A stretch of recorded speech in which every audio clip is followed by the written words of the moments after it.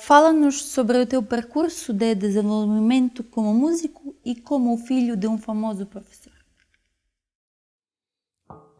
Bom, eu nasci numa família de músicos no sul do Brasil, um estado que se chama Rio Grande do Sul, e os meus pais tinham um grupo musical. A minha mãe era cantora, o meu pai tocava violão, os meus tios também tocavam, meus primos, era uma família musical. E esse grupo se apresentava em festas populares, rodeios, festas, enfim, festas populares. Então a música para mim, a minha formação musical é desde muito criança, muito pequeno. Eu não me lembro de frequentar uma escola, alguma coisa assim, mas eu comecei cantando dentro desse grupo do meu pai com 4 anos de idade. Então você imagina como foi a minha infância, né?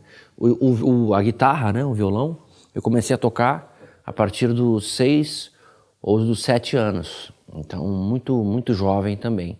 Então a minha vida sempre foi a música. Eu nunca tive separado da música. Nunca foi uma coisa assim, agora você vai na aula de música e tal. A minha vida sempre foi em torno da música. A minha família toda trabalhando né, com música. Às vezes também tendo a música como um hobby, um passatempo, um momento bom de receber amigos em casa. Então são lembranças de muito amor pela música, né? Não só como trabalho, mas como uma forma de vida, né? Desde muito pequeno, desde muito criança.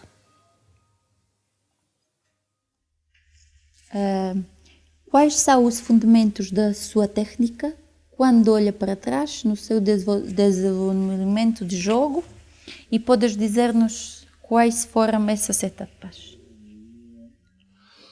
Bom, na verdade, eu sou um violonista, um guitarrista que foi feito de muitas escolas, né, de muitas maneiras.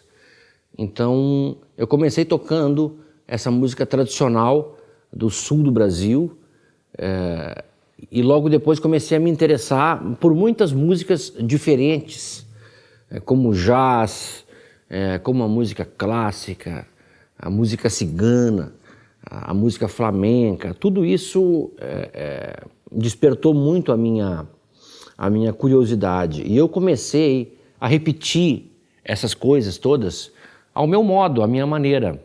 Eu nunca gostei muito de estudar teoria musical. Por exemplo, meu pai era um professor muito importante na nossa região, foi um cara que formou muita gente, e ele queria muito que eu estudasse a teoria musical, a escrita musical e tal, e eu não gostava dessa formalidade de ter que estudar o solfejo com todos aqueles detalhes e tal. Eu gostava de tocar, eu gostava da prática, eu queria tocar, eu queria sentir a música, né, imediatamente, até uma coisa um pouco fugaz, mas era o sentimento que eu sempre tive. Um pouco essa atitude moldou a minha forma de tocar. Eu comecei a gostar de coisas muito diferentes e comecei a ouvir Paco de Lucia, George Benson, Wes Montgomery, Baden Powell, Astor Piazzolla, Tom Jobim, tanta gente diferente, e tudo isso fez parte da minha formação. A parte técnica, eu comecei tocando de palheta, né?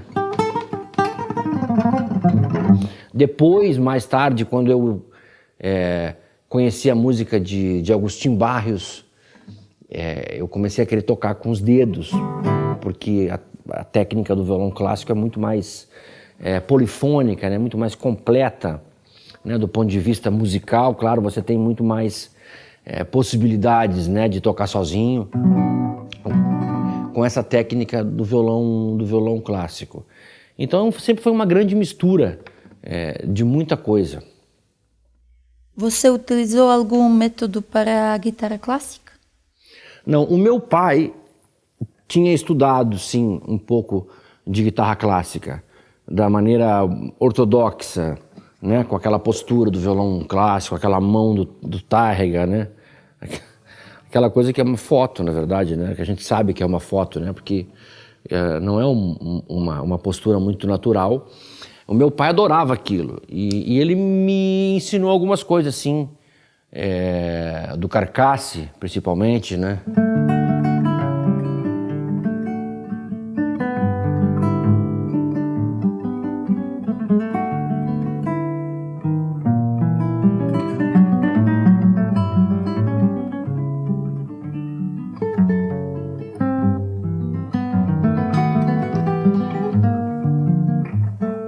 Isso fez parte da minha formação, de alguma maneira.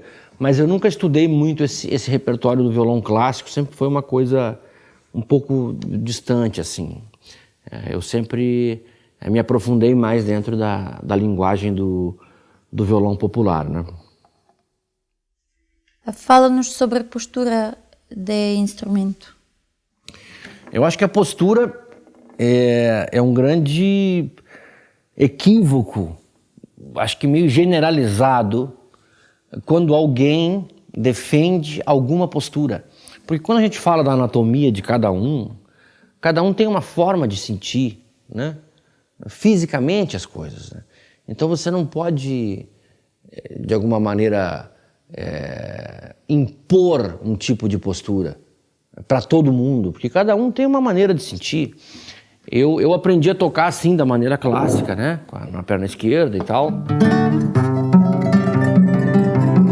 Mas também aprendi a tocar na perna direita, como os violonistas de choro, os violonistas de flamenco, os violonistas populares.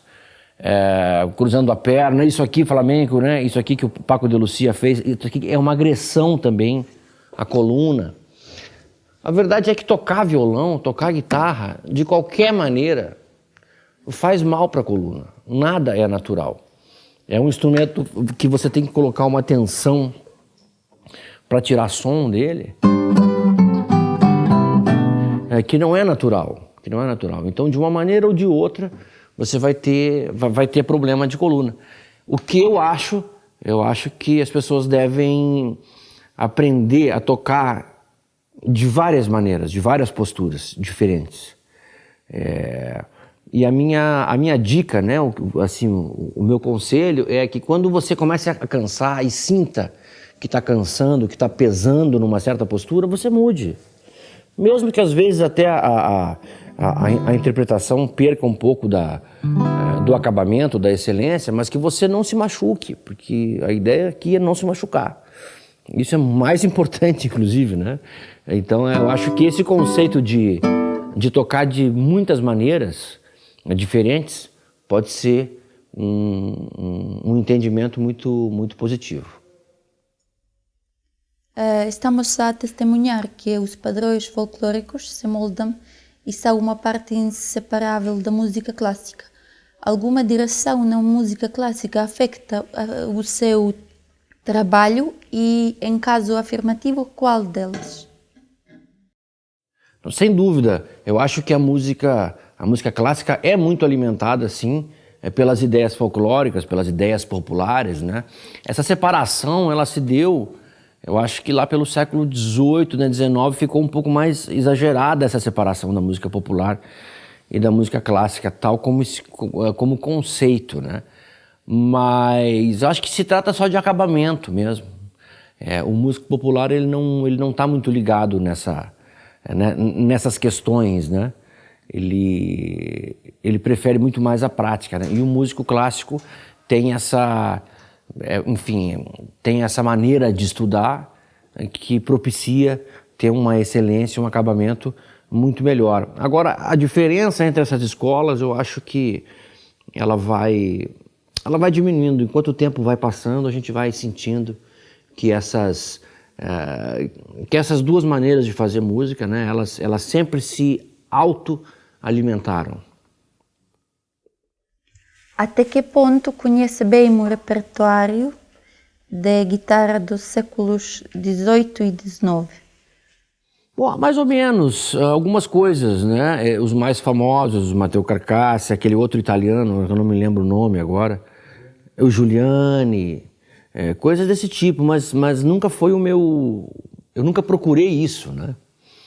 Eu sempre procurei fazer uma música própria e uma música cheia de influências, de coisas que eu sempre gostei. Então o meu foco nunca foi conhecer muito esse repertório, né?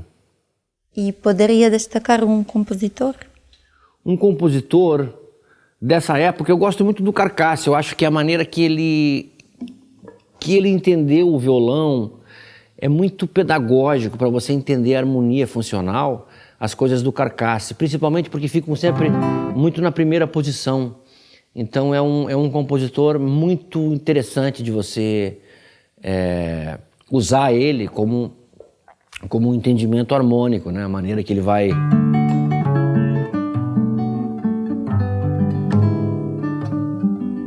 A maneira que ele vai usando a harmonia.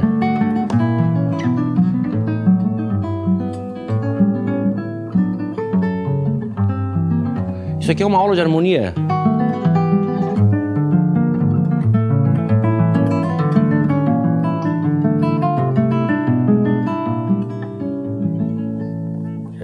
Tá tudo aqui, tá tudo explicado de alguma maneira dentro desse repertório, né?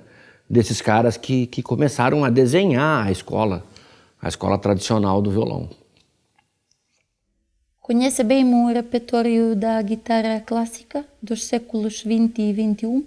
E quem são os seus compositores e intérpretes favoritos? De guitarra, conheço coisas, nós temos aquelas transcrições todas espanholas que foram feitas do Albéniz, de tanta coisa, né? É um repertório tão vasto assim para você falar rapidamente, é complicado. Coisas fundamentais como a obra do Villa-Lobos, né? Um cara que incrivelmente assim, a maneira que ele colocou o violão para o mundo, né? É uma coisa muito revolucionária assim, e é uma coisa também muito, pelo menos eu sinto, né, que é uma coisa muito instintiva também da parte dele, aquelas maneiras que ele usava, toda aquela dialética, né, pro instrumento. Outros grandes, Léo Brauer também, um cara que deu um passo assim dentro do repertório do violão. E tanta gente, né, da escola popular, no nosso caso da escola popular, quando a gente fala de músicos, a gente fala de compositores, né? Quando a gente fala de solistas, a gente fala de compositores, né? Quando você olha para a obra do Baden-Powell, do Paco de Lucia, desses caras, né? São grandes obras, na verdade, né? São pessoas que encontraram a sua forma de tocar o instrumento e deixaram isso muito claro, assim, dentro da sua obra. Fala-nos sobre o seu percurso, o aspecto rítmico. O ritmo é engraçado, porque o ritmo talvez seja um dos elementos mais importantes da música, né? Um entendimento rítmico claro, né?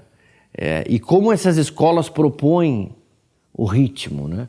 A escola clássica com metrônomo, a escola popular é um sentimento muito mais natural, ao mesmo tempo muito mais, com muito menos certeza, né?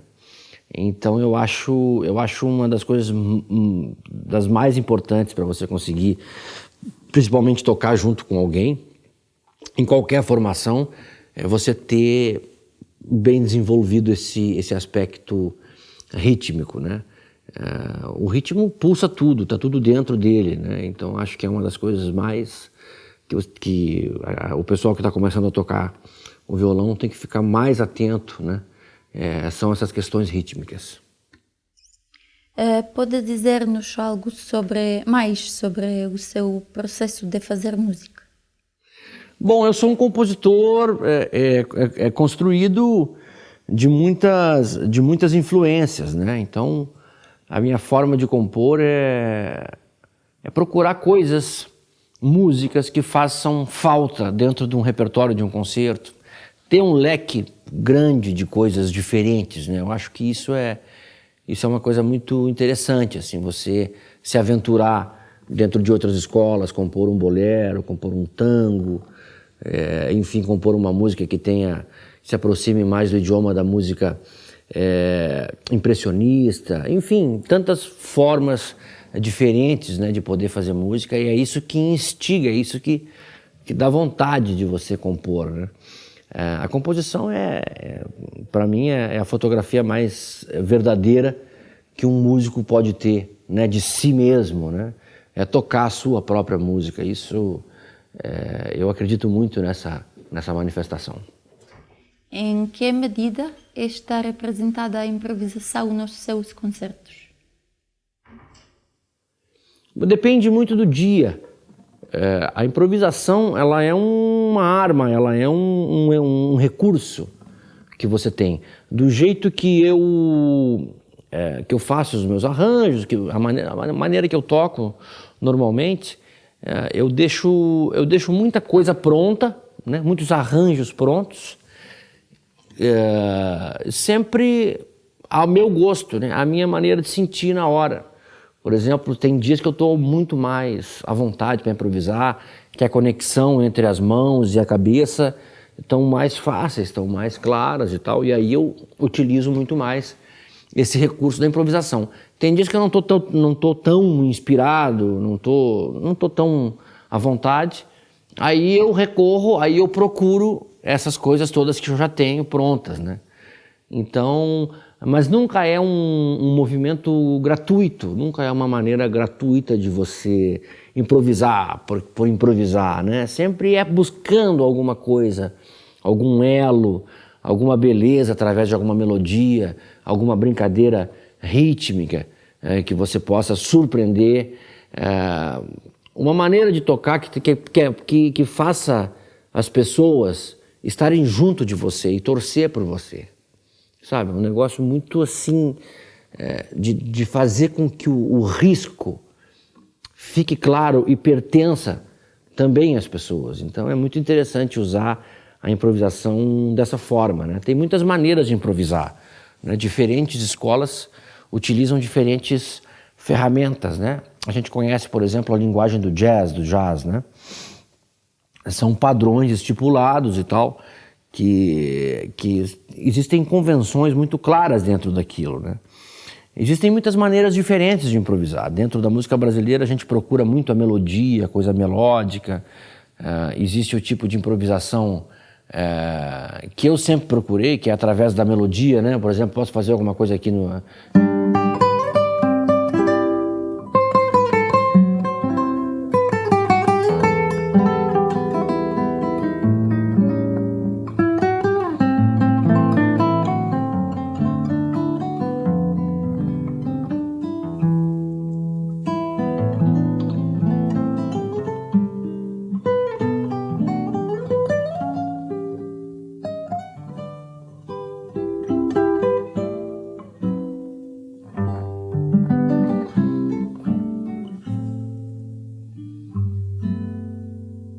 Por exemplo, isso é uma improvisação, né?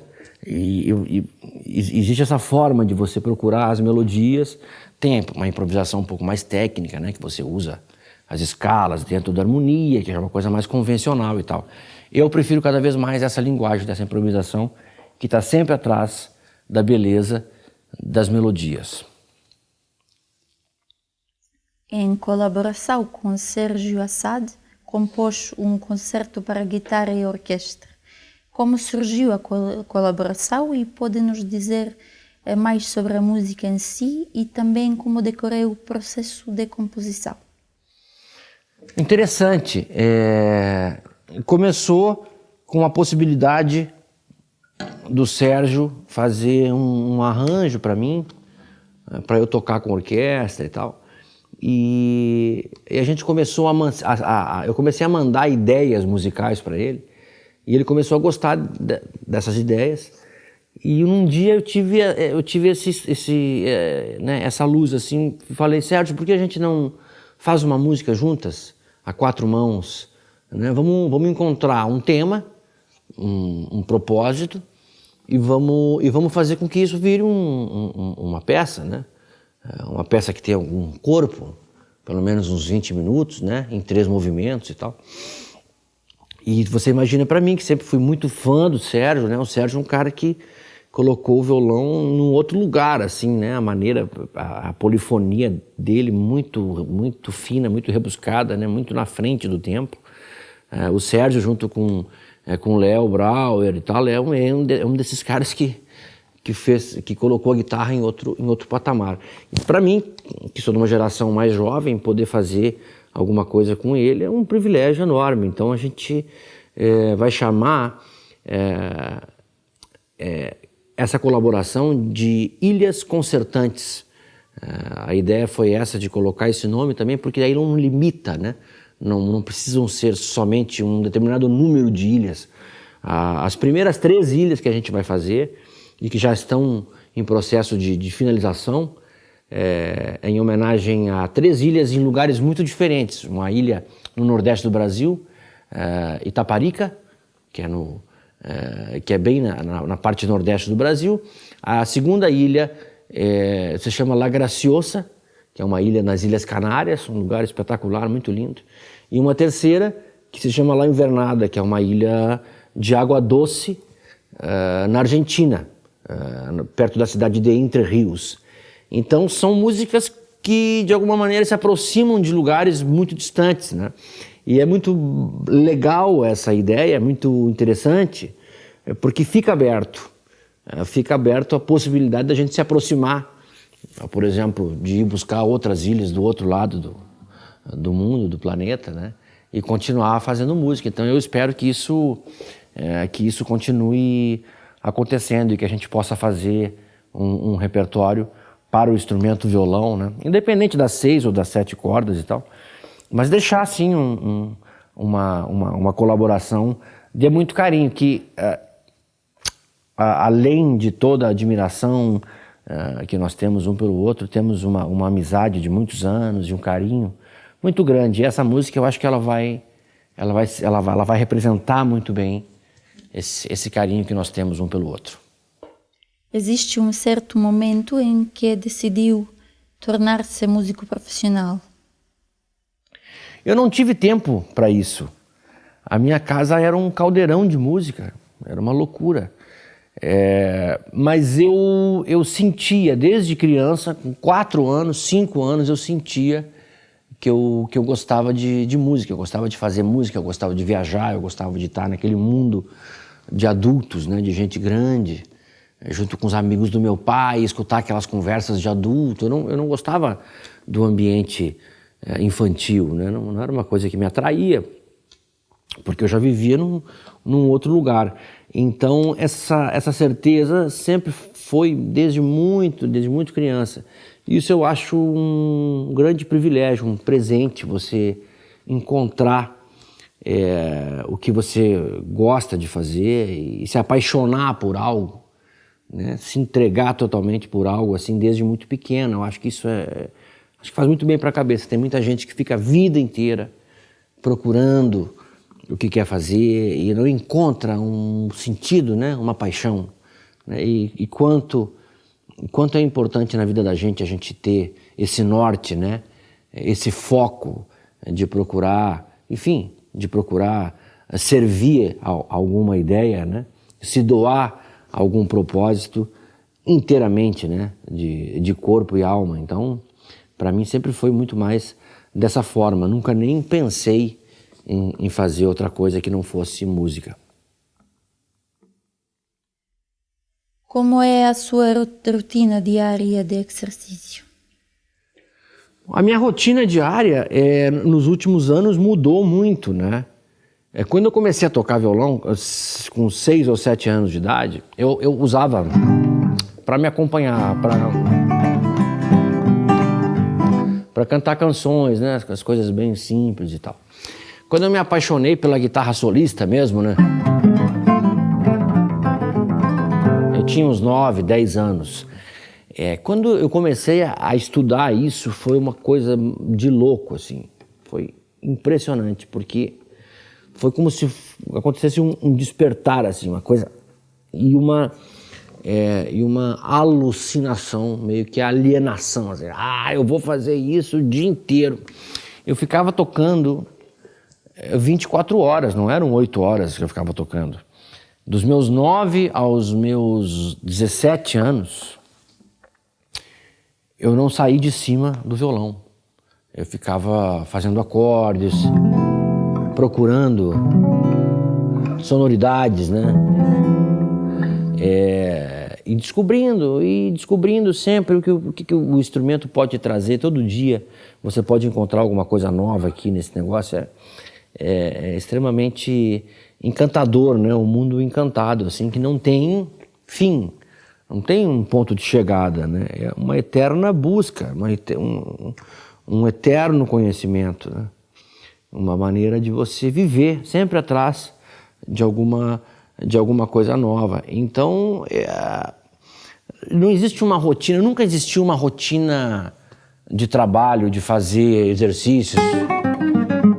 Nunca fiz nada disso, nem escalas, sabe? Nunca fiz exercícios padronizados. Sempre tentei tirar músicas difíceis, né?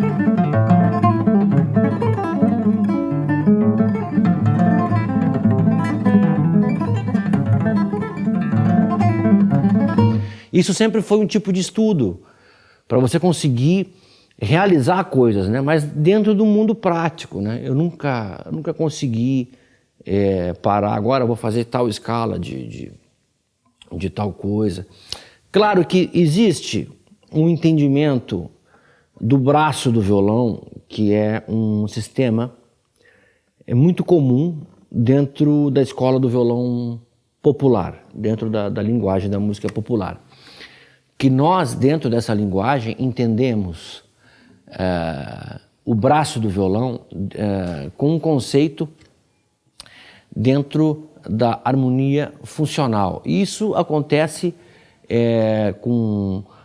de uma maneira muito improvisada, você acompanhando cantores na noite, coisas, enfim, circunstâncias, né, que passam, né, que você está numa roda de música, num bar, e chega um cara com uma flauta tocando alguma melodia e você tem que aprender, você tem que ir atrás daquilo tocando, né? E conhecendo, adivinhando os caminhos harmônicos da música. Isso é muito comum dentro da escola do violão popular.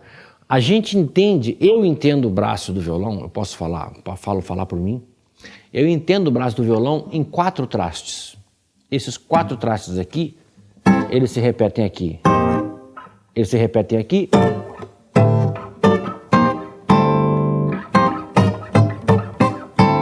Dentro da escala diatônica, né?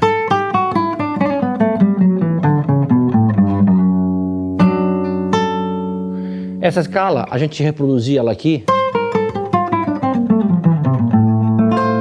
É o mesmo desenho. Aqui também. Então, você começa a entender que o violão, que a guitarra é uma grande repetição. Uma grande repetição. Quando você toca Sol maior, Lá 7.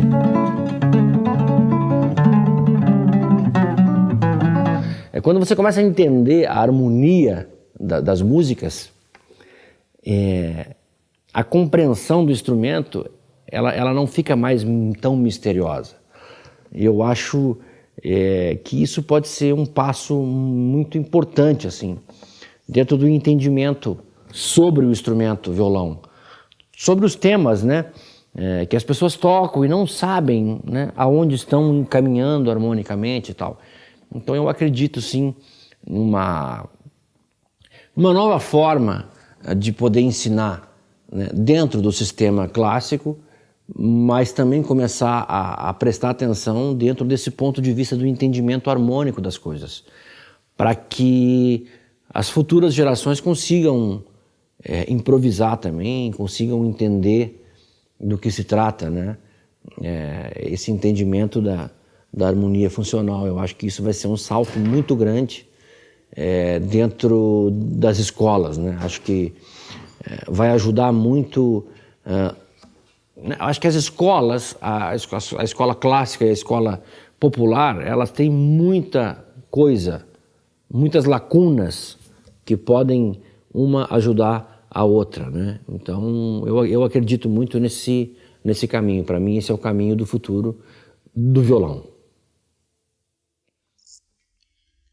além do processo criativo e do desenvolvimento da personalidade artística, quais são os outros aspectos importantes quando se fala do profissionalismo e negócios?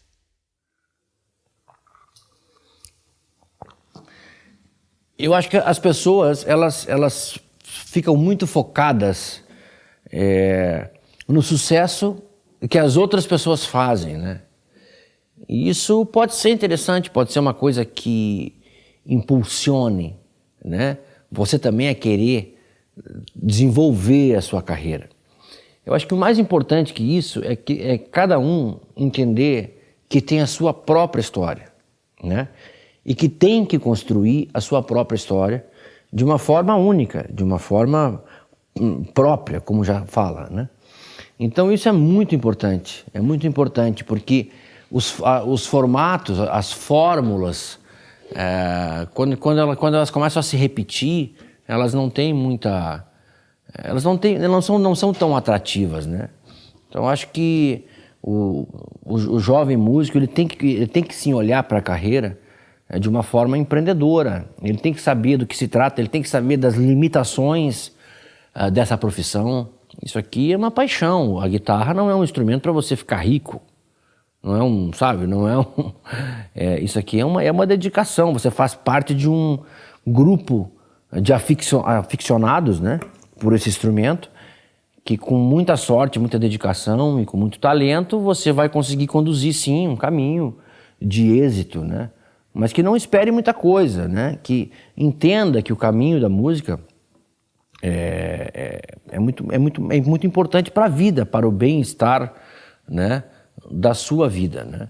E como qualquer carreira, as pessoas que têm foco, que têm predestinação e conseguem enxergar um pouco as coisas um pouco distantes, conseguem dar passos importantes, né? Tratar, sim, a carreira de uma forma profissional e entender o mercado, entender como é que isso tudo acontece. O que você acha sobre a importância das redes sociais na promoção pessoal? Acho que a gente está vivendo um momento que não tem muita volta a dar, não existe mais um mundo sem essas mídias sociais. Eu acho que é uma coisa também muito fugaz, né? É um momento de entendimento dessas linguagens, né? Existe muita futilidade também envolvida nesse mundo. E se você conseguir tirar um partido, se você conseguir ter a sua participação dentro desse mundo de uma forma que seja simpática e que seja discreta, né, e que seja coerente, eu acho muito legal, acho importantíssimo. Agora, depende do tempo que você quer gastar com isso. Essa questão da pandemia mudou muito, né, a percepção da gente com relação a isso, né? As mídias sociais, elas acabaram ocupando um espaço muito maior, né? Esse salto foi muito grande nos últimos tempos por conta desse isolamento social, tudo isso que aconteceu. Então a gente está assim num momento de transição. Acho que tem que ter muito cuidado, porque isso é um grande aglomerado, né, de negócios, né, que a gente é um farelinho e faz parte dessa grande engrenagem. Então acho importante que os jovens se deem conta que fazem parte dessa grande engrenagem, né, que não é uma coisa feita de bom coração, não, é uma coisa bastante agressiva. Tudo que está por trás dessas máquinas das mídias sociais. Será possível separar a vida artística e empresarial da vida privada? Eu acho que isso é uma grande estratégia, né? Do ponto de vista psicológico, principalmente. Você conseguir separar, assim, o artista do pai de família, né? Do cara que tem uma casa, que tem que manter isso. No meu caso, é muito difícil, porque eu me criei dentro de um modelo que era tudo junto, que era tudo embolado. Depois de um determinado tempo você começa a ver que isso faz mal, né, para a tua vida pessoal. Às vezes a carreira engole o papel do pai, às vezes você você não consegue negar muitos trabalhos, porque gosta também de estar na estrada e tal. Então não é uma coisa muito fácil, mas o que eu aconselho é assim, que as pessoas tenham essa distância e consigam separar uma coisa da outra. Acho que é muito mais saudável, né?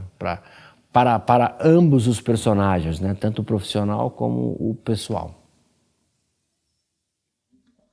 Como é que a pandemia afetou o seu ritmo da vida habitual? Afetou na raiz, né? Meu Deus, começaram a se cancelar todos os concertos. Eu vivo exclusivamente de concertos, né? Essa vida digital, ela não tem um tamanho que consiga manter, né, a minha vida, enfim, funcional. Então eu sempre vivi de concertos. Essa é a minha forma de ganhar a vida. Fiquei muito assustado no início, né, nos primeiros momentos da pandemia. Fiquei muito... Nossa, o que eu vou fazer agora? Minha profissão acabou. Como é que eu vou dar um jeito, né, de sobreviver a tudo isso, né? E a gente acabou se adaptando a essas novas tendências de fazer lives, de tudo começar a ser transmitido também. A gente começou a entender a importância que é registrar as coisas de forma profissional, né? Que tenha assim uma qualidade de vídeo, de áudio, de tudo isso. Eu acho que isso foi um passo assim. A gente andou alguns anos, né, com esse processo pandêmico na direção certa, no sentido da excelência, né, da captação desse conteúdo. Então, isso veio para ficar. Eu acredito que os festivais de música, de um modo geral, eles vão sim usar, e eles entenderam o recado de que tudo vai mudando, tudo vai se adaptando a coisas novas, mas uma coisa que é imprescindível e importantíssima é o conteúdo. O conteúdo, ele sempre vai ter o protagonismo da história. Então, que se entenda a importância de se realizar, né, a captação desse conteúdo. É possível permanecer independente das grandes editoras da indústria da música? Esse momento veio nos mostrar isso também, né? É um momento muito transformador, que os velhos padrões, eles ficaram para trás, né? Quando a gente entende, por exemplo, a história das editoras de música, né? Eram antigas lojas que vendiam partituras, né? Que compravam as músicas dos compositores para vender para as pessoas. E isso foi tomando corpo e o mercado foi crescendo nesse sentido. Quando a gente começa a se dar conta de toda essa transformação da música digital, de tudo isso que acontece hoje em dia, a gente começa a sentir a necessidade de ter a propriedade sobre a nossa obra. Não existe nada mais importante do que você ter, sim, a tua obra, né, tendo o teu pertencimento, porque isso, como eu falei antes, né, o conteúdo é o mais importante. Então eu acho que sim, eu acho que as pessoas hoje em dia, elas têm mais acesso. A burocratização, ela continua, mas ela pode ser mais simples através dos meios digitais. Você pode abrir a sua editora, você pode se organizar nesse sentido, né? De muitas formas, dependendo da legislação de cada país. Você pode tirar proveito de algumas coisas. Às vezes você pode abrir uma associação, que isso vai te beneficiar fiscalmente. Tem muitas formas de você entender o manejo de tudo isso, né? Mas está muito em voga, isso está muito... É um momento muito importante da gente poder falar isso, sim. E eu acho que as pessoas têm que abrir o olho e não esperar mais por velhos modelos. Isso já foi. Acho que cada um tem que cuidar das suas coisas, organizar a sua obra e fazer com que chegue, sim, nas pessoas, né? O conteúdo, isso que importa. Com que editora você trabalha e como é que é o processo, desde a gravação da música até o processo final de publicação de música em plataformas ou CDs? Se desenrola de termos organizacionais? Na verdade, não é fácil tudo isso, né? Porque antigamente você se concentrava em tocar somente, né? Você tinha uma equipe que fazia as coisas, as gravadoras se ocupavam da divulgação, as gravadoras pagavam um advance. Tinha um outro sistema, né? Quando você fazia parte dessas grandes empresas, eu acho que a vida do artista era até mais confortável, você acha que tinha uma forma de viver mais confortável. No meu caso, eu tenho que gerir tudo isso. Todas as gravações que eu faço, eu subo elas para as plataformas digitais. Nesse processo tem mixagem, tem a gravação, tem a edição das coisas. Você tem que ter um profissional que edite tudo isso com você, que seja uma pessoa competente, que consiga encaminhar isso para os lugares certos, né? Então é muita coisa. Na verdade, é muito bonito falar dessa independência, né, artística, mas dá muito trabalho. Você tem que... Meu Deus, essa nova vida, ela te ocupa um espaço enorme. Você tem que fazer o papel de muitas pessoas, né? Que dentro do sistema antigo, meu Deus, isso aí eram escritórios que tinha uma pessoa que cuidava de determinada coisa, outra coisa. Agora é você que tem que fazer tudo. Eu acredito que seja positivo, sim, essa nova geração que vem muito mais ligada à coisa da internet, à coisa da informação. Quanto mais independência tiver, quanto mais aprender a lidar com câmera de filmar, aprender a lidar com Pro Tools, aprender a lidar com o microfone, ligar o microfone, saber como é que é o sistema de gravação, tudo isso é válido. Hoje em dia, você consegue grandes resultados com pouco investimento. Isso é uma coisa maravilhosa do nosso tempo. A informação está toda no YouTube. Se você não sabe, você vai ali, tem os tutoriais que você pode aprender a gravar, que você pode aprender a filmar. Então não tem mais a desculpa de quem tem, como é que se fala, essa personalidade proativa de realizar as coisas, não tem mais desculpa. Não é porque o universo não conspirou a favor. Hoje em dia você tem que fazer o teu negócio acontecer. E isso é possível de fazer com qualidade, né? Dentro dos sistemas todos modernos que tem de gravação, de captação. Então é um momento sim de oportunidade para quem está começando conseguir enxergar a carreira musical de um âmbito mais largo, mais amplo, né? Muito mais amplo do que antigamente, né? Que você ficava focando só no instrumento e tal. Então é um momento multifacetado de você se adaptar a muitas coisas, né? Eu acho isso tudo muito, muito positivo. No meu caso começou quando eu comecei a fazer o meu estúdio, ainda no Brasil. Eu morava no Brasil, no Rio de Janeiro. Na minha casa no Brasil, no meu apartamento, tinha um espaço para fazer um estúdio. Tinha um quarto onde eu guardava os violões, todas as guitarras e tal. E nesse quarto eu decidi fazer um estúdio. E aí, pá, virou a chave. Eu comecei a produzir nesse estúdio e a gente começou a subir esse conteúdo para o YouTube, né? Agora no meio da pandemia, a gente começou não só a produzir esse conteúdo para colocar no YouTube. A gente grava o conteúdo, coloca no YouTube e coloca nos streamings também, no Spotify, na Apple Music. Tudo é tudo junto, ao mesmo tempo, né? Que eles chamam um processo de multimídia, né? Que são várias mídias ao mesmo tempo. Você solta o conteúdo em diferentes plataformas.